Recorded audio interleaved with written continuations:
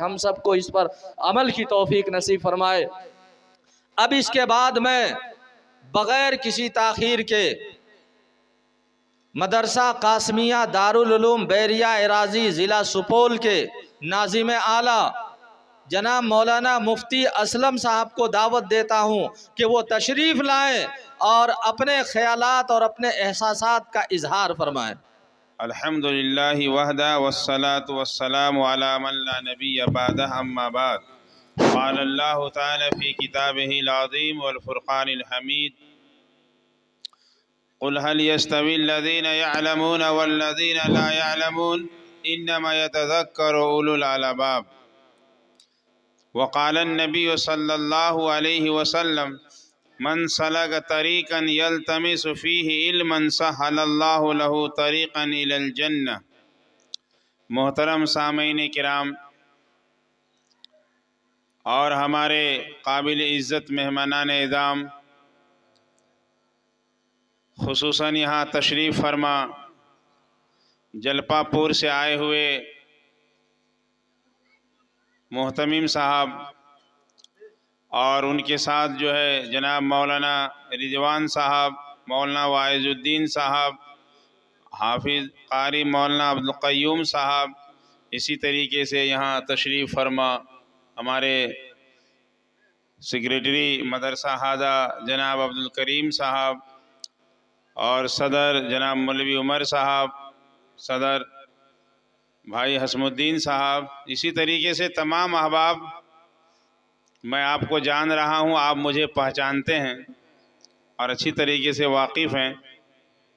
بڑی خوشی ہوئی کہ آج کے دن جو شب برات کی رات ہے، اس دن آپ لوگوں نے اس طریقے سے پروگرام رکھا اور مولانا رضوان صاحب جو تفصیل سے بیان کر رہے تھے کہ اس طریقے کے جو خرافات جو پہلے ہوتا تھا اس سے جو آپ لوگ محفوظ ہیں، تو ان کے لیے پروگرام کرنے کے لیے جن لوگوں نے کوشش کیا، جن لوگوں کی محنت رہی ہے، جن لوگوں کی جو ہے مدد رہی ہے، جن لوگوں کا تعاون رہا ہے، جن لوگوں کا کسی بھی طریقے سے کوئی بھی سہیوگ رہا ہے، سب قابل مبارکباد ہیں۔ اللہ تعالیٰ ان کو اپنی طرف سے جزائے خیر نصیب فرمائے، ان کو صحت و تندرستی عنایت فرمائے، ہر طرح کے الا بلا اور مصیبتوں سے محفوظ فرمائے۔ ان میں یا ان کے رشتہ داروں میں کوئی بیمار ہے تو انہیں صحت عاجلہ دائمہ مستمرہ عطا فرمائے۔ ابھی جو خطبے میں ہم نے آپ کے سامنے ایک آیت پڑھی، اس آیت کا مطلب یہ ہے کہ اللہ تعالیٰ فرما رہے ہیں کہ اے نبی کریم صلی اللہ علیہ وسلم، آپ فرما دیجئے کہ جاننے والا اور نہ جاننے والا برابر نہیں ہو سکتا ہے۔ یہ مدرسہ کی جو بنیاد رکھی گئی ہے، اللہ تعالیٰ ان نفوس قدسیہ جن لوگوں نے کسی بھی طریقے سے اس مدرسہ کو بنانے میں کامیاب کوشش کیے ہیں، اس یہاں تک پہنچانے میں اب تک جن لوگوں کی مدد یا کسی طریقے سے کیا ہے تعاون رہا ہے، سہیوگ رہا ہے، اللہ تعالیٰ ان کو جزائے خیر دے۔ مدرسہ کا کیا معنی ہے؟ مدرستن ایک لفظ ہے جس کے معنی ہے تعلیم گاہ، ایجوکیشن سینٹر، اسی کی کئی پاٹھ شالہ، ودیالے، پڑھنے کی جگہ۔ یہاں چھوٹے چھوٹے بچے پڑھ رہے تھے اور ان نونہال بچوں کو کس طریقے سے جو ہے ان کی تیاری کرائی جاتی ہے، ان کو پڑھایا جاتا ہے، یہ اساتذہ ہی جانتے ہیں جو ایجوکیشن سے جڑے ہوئے ہیں، ودیا سے جڑے ہوئے ہیں، تعلیم سے جڑے ہوئے ہیں، وہی جانتے ہیں کہ چھوٹے چھوٹے یہ نرسری اور پودوں کو جو ہے بنانے میں کتنی محنت اور جستجو کرنی پڑتی ہے۔ یہ چھوٹے چھوٹے بچے ایکشن ترانہ، کیا کہتے ہیں، انگلش اسپیچ، ہندی بھاشن یا نیپالی بھاشن، اسی طریقے سے جو ہے اردو عربی تقریریں جو انہوں نے پیش کیا، تو ان کے پیچھے ایسا نہیں ڈائریکٹ لا کر کے بچہ کو رکھ دیا اور وہ فٹافٹ بولنے لگا، نہیں، ان کے پیچھے جائیے، ان کے بیک گراؤنڈ میں جائیے، پس پردہ جائیے، پس منظر جائیے، تو آپ کو پتہ چلے گا کہ اساتذہ کی اور استادوں کی، استانیوں کی، معلماؤں کی بڑی محنت اور کوشش رہی ہے، تب یہ بچے آپ کے سامنے جو ہے کچھ بول رہے ہیں اور دین اسلام کی باتیں، دنیا کی باتیں، تعلیم کی باتیں، علم کی باتیں وہ کر رہے ہیں۔ ہم سب کو ان کے لیے مبارکباد دینا چاہیے، اور جس طریقے سے بھی ہو ان کو برپا کرنے میں مدارس کا نظام کیا ہوتا ہے، آپس کے سہیوگ سے چلتا ہے، آپس کے تعاون سے چلتا ہے۔ لیکن افسوس صد افسوس کہ مسلمانوں کے پاس، ایمان والوں کے پاس یہ مسجد اور مدرسہ جو ہے جوڑنے کی چیز تھی، یہ ماں بہل اتفاق تھی، یہ مجمع گاہ تھا، یہاں جو ہے یہ کہ یہ جوائن پوائنٹ تھا یہ۔ لیکن اسی کو جو ہے افسوس کی بات یہ ہے کہ لوگوں نے اختلاف اور انتشار کا ذریعہ بنا دیا ہے۔ یہ صرف بیروا کی بات نہیں ہے، بلکہ پوری دنیا میں جہاں کہیں بھی اسلامی سلطنت نہیں ہے، اسلامی حکومت نہیں ہے، وہاں کا ہر جگہ کا یہی حال ہے، ہر بستی کا، ہر گاؤں کا یہی حال ہے۔ لوگوں نے جو ماں بہل اتفاق جوڑنے کی چیز تھی ان کو ماں بہل افتراق بنا دیا ہے، ان کو جو ہے وہ پھوٹ کا ذریعہ بنا دیا ہے، فرقہ بندی کا ذریعہ بنا دیا ہے، گروہ بندی کا ذریعہ بنا دیا ہے۔ اور کبھی آپ سنتے ہوں گے تاریخ میں، اتہاس میں پڑھے کہ انگریزوں کا جہاں بہت سارے حربہ تھا، اس میں سے ایک مضبوط حربہ یہ تھا کہ ووٹ ڈالو اور حکومت کرو۔ تو یہ چیزیں جو ہے اتحاد و اتفاق کو توڑنے والی چیز جو ہے یہ آج کل مدرسہ ہی کو بنا دیا، مسجد کو بنا دیا ہے، حالانکہ یہ جوڑنے کی چیزیں تھی۔ اللہ کے نبی جناب نبی کریم صلی اللہ علیہ وسلم نے فرمایا من شجّ شجّ فی النار، جو اسلام کی اجتماعیت کو توڑے گا، اتحاد و اتفاق کو توڑے گا، آپسی میل محبت کو توڑے گا، اللہ تعالیٰ اس کو قیامت کے دن اٹھا کر کے جہنم میں ڈال دے گا۔ اس وجہ سے اللہ تعالیٰ کے نبی حضرت محمد مصطفیٰ صلی اللہ علیہ وسلم نے فرمایا ید اللہ علی الجمع، کہ اللہ کے ہاتھ جماعت کے ساتھ ہے، اللہ کی طاقت اور قوت اور مدد جو ہے ملنے کے ساتھ ہے، اتحاد کے ساتھ ہے، اتفاق کے ساتھ ہے۔ جب آدمی میں تفرقہ ہو جاتا ہے، پھوٹ ڈل جاتا ہے، دلوں میں میل آ جاتا ہے، کینہ اور بغض جو ہے پیدا ہو جاتا ہے، تو پھر اللہ کی وہ مدد، اللہ کی وہ نصرت نہیں آتی ہے۔ اور جب اللہ کی مدد اور نصرت نہیں آئے گی تو مسلمان ہر جگہ ایمان والا کہلوانے کے باوجود ذلیل ہو اور خوار ہوگا۔ اسی کو علامہ اقبال رحمۃ اللہ علیہ نے کتنا خوبصورت انداز میں کہا ہے، متحد ہو تو بدل سکتے ہو نظام عالم کو، متحد ہو تو بدل سکتے ہو نظام عالم کو، منتشر ہو یعنی الگ الگ ہو، منتشر ہو تو مرو، شور مچاتے کیوں ہو۔ اس وجہ سے ہمیں ہر حال میں ہر جگہ جو ہے مل جل کر کے رہنا چاہیے۔ جہاں ہمارا کام اتحاد اتفاق سے چلے وہاں ہمیں انتشار اختلاف سے کام نہیں لینا چاہیے۔ قرآن کا مطالعہ کیجئے، پتہ چلے گا کہ شرک سب سے بڑا گناہ ہے، شرک سے بڑھ کر کوئی گناہ نہیں ہے۔ فرمایا ان الشرک لظلم عظیم، کہ شرک بہت بڑا گناہ ہے۔ ان اللہ یغفر، کہ اللہ تعالیٰ معاف فرما دیتے ہیں شرک کے علاوہ جو بھی گناہ ہے، لیکن شرک کو معاف نہیں فرماتے ہیں۔ لیکن دیکھیے اتنی خطرناک گناہ ہونے کے باوجود حضرت موسیٰ علیہ السلام کوہ طور پر تشریف لے جا رہے ہیں توریت لانے کے لیے، اور ادھر حضرت موسیٰ علیہ السلام کی جماعت میں ایک شخص تھا سامری، جو فرعون کی ظلم و ستم سے بچ کر کے موسیٰ علیہ السلام کے جو ہے ساتھ جو ہے لگ گئے تھے۔ ان قبطیوں میں ایک شخص سامری نام کا تھا، انہوں نے ان لوگوں کے زیور اکٹھا کیا یہودی عورتوں کی، اور اس سے ایک بچڑا بنایا اور کہا کہ دیکھو موسیٰ علیہ السلام کو لیٹ اور تاخیر ہو رہا ہے، اسی کی پرستی سب پوجا کرو۔ گائے کی پوجا اور گاؤں کیا کہتے پرستی اسی وقت سے شروع ہوئی۔ یہ کتنا خطرناک گناہ ہے، لیکن حضرت ہارون علیہ السلام وہاں پہ موجود تھے۔ حضرت موسیٰ علیہ السلام نے ان کی نیابت میں دے کے گئے تھے۔ حضرت ہارون علیہ السلام نے منع کیا، دیکھو یہ شرک ہے، بہت خطرناک گناہ ہے، لیکن لوگوں نے نہیں مانا اور شرک پر اتر گئے۔ تو حضرت ہارون علیہ السلام نے زیادہ جو ہے اس پہ زور نہیں ڈالا تاکہ ان لوگوں میں اختلاف نہ ہو جائے، انتشار نہ ہو جائے، اتحاد و اتفاق اس کی باقی رہے، مل جل کر کے یہ رہے۔ شرک کر رہا ہے لیکن تھوڑی دیر کے لیے، ایمرجنسی پیریڈ میں، تتکالی حالت میں جو ہے وہ بھی برداشت کیا جا رہا ہے۔ शिरक से बढ़कर कोई गुनाह नहीं, लेकिन जहाँ इख्तिलाफ हो, फिरका बंदी हो, आदमी में फूट पड़ने का अंदेशा हो, तो थोड़ी देर के लिए शिरक को भी बर्दाश्त किया जा सकता है। अब बताइए ये हम मुसलमानों की कितनी खतरनाक हालत हो गई है कि हर जगह पर जो है ये क्या मस्जिद, मदरसा और इनके नाम पर जो है आपस में जो है दुश्मनी है, इंतशार है, इख्तिलाफ है। हर जगह का यही हाल है। पूरी दुनिया का सबसे बड़ा मदरसा दारुल देवबंद है। उनका कहना है कि मदरसा जो है, मदारिस बहुत ही सोच समझ के बनाया जाए, पुराने मदरसा को मजबूत किया जाए, बिला ज़रूरत नए मदारिस जो है न खोला जाए, बल्कि मकातिब की शक्ल दी जाए, उसको मजबूत किया जाए। लेकिन आज हम लोगों का हाल ये है कि मदरसा जो जोड़ने का ज़रिया था उसको इख्तिलाफ का ज़रिया बना लिया है। हम जब ये सब काम करें, हमें दिल पर हाथ रख के सोचना चाहिए कि हम अल्लाह के पास क्या जवाब देंगे, हमें क्या कहेंगे, अल्लाह के पास क्या हिसाब व किताब देंगे। अल्लाह पूछेगा कि तुम्हारी वजह से गाँव में इंतशार हुआ, इख्तिलाफ हुआ, हंगामा आराइयाँ हुई, तुम क्यों नहीं इत्तेहाद इत्तेफाक को बाकी रखा। ये हम सबको सोचना चाहिए।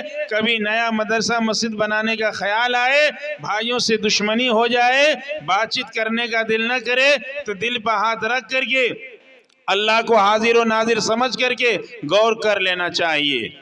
अल्लाह ताला फरमाता है वअतसिमु बिहब्लिल्लाहि जमीअन वला तफर्रकू वज़कुरू निअमतल्लाहि अलैकुम इज़ कुंतुम अअदाअन फअल्लफ़ बैन क़ुलूबिकुम फ़अस्बहतुम बिनिअमतिहि इख़वाना।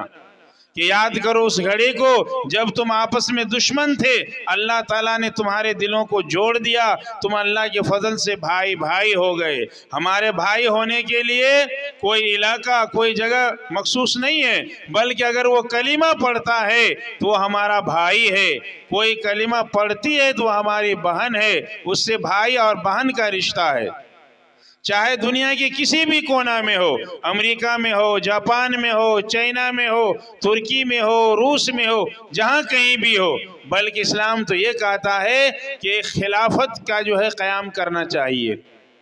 खैर, हम सबको मिलजुल करके रहना चाहिए। ये वक्त की पुकार है, वक्त की ज़रूरत है, और ये इल्म का हासिल करना तमाम मुसलमान मर्द औरत पर फ़र्ज़ है। कितना फ़र्ज़ है? फ़र्ज़ किसको कहते हैं? अगर वो चीज़ें फ़र्ज़ ऐन है, एक फ़र्ज़ किफ़ाया है। फ़र्ज़ ऐन उसे कहते हैं जिसे हर हाल में हासिल करना ज़रूरी है। फ़र्ज़ किफ़ाया ये है कि गाँव के कुछ आदमी कर लिए तो आधा हो गया, जैसे नमाज जनाजा है, सब पे पढ़ना ज़रूरी नहीं है, बस्ती के चंद लोग पढ़ ले तो उनको सब की तरफ से अदा हो जाएगा, लेकिन सवाब उन्हीं को मिलेगा जो शरीक हुआ है। लेकिन फ़र्ज़ ऐन वो है जो सब पर ज़रूरी है। तो इतना इल्म हासिल करना कि अल्लाह ने जिन चीज़ों को हलाल कहा है उनको हलाल समझे, जिन चीज़ों को हराम कहा है उनको हराम समझे और उस पर अमल करे। इतनी जानकारी हासिल करना, इतना इल्म हासिल करना हर मुसलमान मर्द औरत पर फ़र्ज़ है। इसी को कहा गया तलबुल इल्म फ़रीज़तुन अला कुल्लि मुस्लिम, कि हर मुसलमान मर्द औरत पर हलाल और हराम का इल्म हासिल करना फ़र्ज़ ऐन है। ज़्यादा इल्म हासिल करना, आलिम बनना, मुफ्ती बनना, काजी बनना, ये फ़र्ज़ किफ़ाया है। फरमाया गया कुल हल यस्तविल्लज़ीन यअलमून वल्लज़ीन ला यअलमून इन्नमा यतज़क्करु उलुल अलबाब, कि क्या जानने वाले न जानने वाले बराबर हो सकते हैं? कभी नहीं बराबर हो सकते। दिन और रात बराबर नहीं हो सकती है, साया और धूप ये बराबर नहीं हो सकती है। इस वजह से अल्लाह ताला ने उलमा को फजीलत दिया है और फरमाया इन्नमा यख्शल्लाह मिन इबादिहिल उलमा। अल्लाह कहता है कि बेशक अल्लाह ताला से हकीकत में जानने वाले उलमा ही डरते हैं। एक बात है। दूसरी बात ये, अभी मौलाना तफसील से बयान कर रहे थे कि औरत 4 काम कर ले तो वो जन्नत में जाएगी। नंबर 1 कि वो ईमान वाली औरत है, अल्लाह और आखिरत के दिन पर ईमान रखती है, कलीमा पढ़ती है ला इलाहा इल्लल्लाह मुहम्मदुर रसूलुल्लाह, और नमाज की पाबंदी करे, रमज़ान के रोज़ा रखे और अपने शौहर की फर्मा बरदारी करे और अपनी जो है पाक दामनी का ख्याल रखे, तो वो जन्नती है। लेकिन किन चीज़ों में शौहर की फर्मा बरदारी करे? जायज़ चीज़ों में, नाजायज़ चीज़ों में नहीं। बुखारी शरीफ की हदीस है لا طاعت مخلوق فی معصیت الخالق، کہ اللہ کو ناراض کر کے کسی کی بات نہیں مانی جائے گی، چاہے وہ باپ کی بات ہو، ماں کی بات ہو، گاؤں کے سرپنچ کی بات ہو، پردھان کی بات ہو، وڑا ادھیکش کی بات ہو، کسی کی بات ہو وہ نہیں مانی جائے گی اگر اللہ کے حکم کی خلاف ورزی ہو رہی ہے، جناب نبی کریم صلی اللہ علیہ وسلم کے حکم کی خلاف ورزی ہو رہی ہے، قرآن کی خلاف ورزی ہو رہی ہے، حدیث کی خلاف ورزی ہو رہی ہے، تو یہ سب ناقابل قبول ہے۔ قابل قبول اور سیدھا راستہ صرف وہ ہے جو اللہ اور اس کے رسول نے بتایا، جس کو ہم نماز میں 5 وقت مانگتے ہیں، اہدنا الصراط المستقیم، اے اللہ ہم کو سیدھا راستہ دیکھا اور سیدھے راستے پر قائم رکھ۔ اس وجہ سے ہمیشہ یہ دھیان میں رکھنا چاہیے، پوری دنیا ناراض ہوتی رہے لیکن ہمارا اللہ ہم سے ناراض نہ ہو۔ اسی کو علامہ اقبال نے کہا، توحید تو یہ ہے کہ خدا حشر میں کہہ دے، توحید تو یہ ہے کہ خدا حشر میں کہہ دے کہ یہ بندہ خفا دو جہاں سے میرے لیے ہے۔ اور مطلوب کون سا عمل ہے جانتے ہیں؟ وہ عمل ہے اللہ تعالیٰ فرماتے ہیں کہ اللہ کا حکم، نبی کا طریقہ، اور نبی کا اللہ کا حکم، نبی کا طریقہ، صحابہ کرام کی طرح، یہ 3 چیزیں ہوگی تب ہم سب کامیاب ہے۔ اللہ کا حکم ہو اور نبی کا طریقہ ہو، صحابہ نے جیسا کیا ہے ویسے ہی کریں گے تب ہمیں کامیابی ملے گی، یہ مکمل اسلام ہوگا۔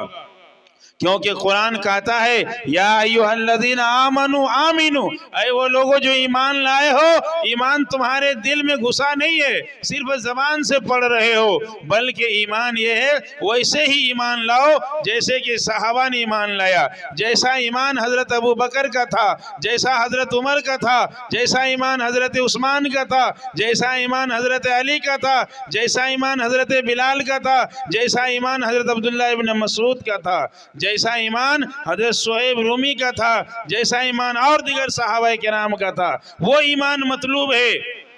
ہم اپنے طرف سے بنا لیں گے وہ سکہ نہیں چلے گا، وہ پیسہ نہیں چلے گا، بلکہ وہ چلے گا جس پر اللہ اور اس کے رسول اور صحابہ کرام کی مثال کی مہر لگی ہوئی ہو۔ اس وجہ سے ہمیں ہر حال میں یہ دیکھنا چاہیے کہ اللہ کا کیا حکم ہے، یہ کہاں ملے گا؟ قرآن مجید میں۔ اللہ نے بہت ساری کتابیں نازل کی لیکن ساری کتابیں ڈیٹ آؤٹ ہو گئی، ایکسپائر کر گئی، جیسے دوائیاں ایکسپائر ہوتی ہے تو وہ قابل استعمال نہیں ہوتی، اب کھائیں گے تو جس سے صحت ملتی اس سے نقصان ہوگا۔ اسی طریقے سے توریت، زبور، انجیل، اللہ نے بہت ساری کتابیں نازل کی لیکن ان کے ماننے والوں نے تحریف و تعویل کا شکار کر دیا، اس کو بگاڑ کر کے رکھ دیا، اور اپ ٹو ڈیٹ صحیح کتاب ہمیشہ کے لیے محفوظ ہے تو وہ صرف قرآن مجید ہے۔ کیوں کہ اس کی حفاظت کی ذمہ داری اللہ تعالیٰ نے خود لے لی تھی، نحن نزلنا ذکر وَإِنَّا لَهُ لَحَافِظُونَ، کہ بے شک ہم نے قرآن کو نازل کیا، ہم ہی اس کی حفاظت کریں گے۔ اور یہ مدرسہ دنیا کے سارے مدرسوں کی طرح، اسی طریقے سے مسجد، مدرسہ اور مسجد اللہ کے نبی کے علم کی تعلیم گاہ ہے، اللہ کے نبی اور اس کے نبی کے یہ گھر ہے، یہاں اس کی تعلیم کی حفاظت ہوتی ہے۔ انشاءاللہ ہم لوگ مدرسہ سے، مسجد سے، علماء سے، ان سے ریلیٹڈ، ان سے منسلک، ان سے مربوط جو چیزیں ہیں سب سے ہم محبت رکھیں گے، انشاءاللہ رکھیں گے۔ جناب نبی کریم صلی اللہ علیہ وسلم نے فرمایا کہ دنیا ملعون ہے، اس میں جتنی چیزیں ہیں سب پر اللہ کی لعنت برستی ہے، لیکن وہی صرف پڑھنے والا، پڑھانے والا، صرف پڑھنے والا اور پڑھانے والا، اس پر اللہ کی رحمت نازل ہوتی ہے، یا تیسرا وہ جو ان سے محبت رکھتے ہیں۔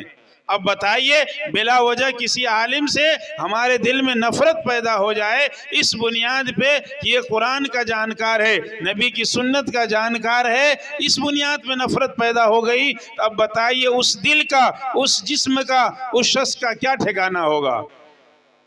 اس کا ٹھکانہ ڈائریکٹ جہنم ہوگا۔ اس وجہ سے ہمیں طالب علم سے، علم کے پڑھانے والوں سے محبت رکھنا چاہیے، یا ان دونوں میں سے کوئی ایک بننا چاہیے۔ اللہ تعالیٰ جو ہے ہم سب کو عمل کی توفیق دے۔ اور ماں اور بہنوں کے تعلق سے جناب نبی کریم صلی اللہ علیہ وسلم نے بڑا اہم حکم فرمایا ہے کہ فرمایا ان مرد کے لیے تو بہت سارے کام ہیں، یہ عورت کے لیے 4 کام جو شارٹ کوٹ انداز میں بتایا گیا کہ ان چیزوں کی پابندی کرے۔ اسی کے ساتھ ساتھ فرمایا کہ عورت کا جو ہے اپنے شوہر کی فرما برداری کرنا، گھر کی حفاظت کرنا، بچوں کی نگرانی کرنا، یہ ان کی خاص اور اہم جو ہے ذمہ داری ہے۔ بتایا جس گھر میں ماں ٹھیک ہے تو بچہ بھی ٹھیک ہوگا، اگر بچہ بگڑ رہا ہے تو ماں سے زیادہ 80% جو ہے ماں کی جو ہے غلطی ہے۔ اور آج کل یہ موبائل جو ہے سب سے بڑا فتنہ ہے۔ تھوڑی سی بات ہوئی، بچہ رونے لگا، بس وہ موبائل لگا کے چھوٹے چھوٹے جو ہے ریل لگا کر کے ویڈیو لگا کے ماں دے دیتی ہے، بچہ کھیلتا رہتا ہے۔ یہ جانتے ہیں کیا ہے؟ یہ موبائل جو بچے کے ہاتھ میں دے رہے ہیں، بچہ کو ہم اپنے سے دور کر رہے ہیں۔ بچہ میں ماں کی باپ کی محبت نہیں رہے گی، بلکہ وہ ایک زہر ہے جو بدن میں گھلتا جا رہا ہے، ذہن و دماغ میں پیوست ہوتا جا رہا ہے۔ اس وجہ سے اخلاقیات کا دھیان دینا، بچوں کی نگرانی کرنا باپ سے زیادہ ماں اور دونوں کی ذمہ داری ہے کہ سب اپنا اپنا جو حق ادا کرے۔ اور خلاصہ کلام یہ، اللہ تعالی ہمیں بھی اور آپ کو بھی علم سے، علماء سے، مدارس سے محبت کی توفیق نصیب فرمائے، اور ہم سب کو مل جل کر کے اتحاد و اتفاق کے ساتھ رہنے کی توفیق نصیب فرمائے، اور صبر کے ساتھ، برداشت کے ساتھ۔ اگر بھائیوں میں آپس میں اختلاف و انتشار ہو جائے تو برداشت اور صبر سے کام لیں۔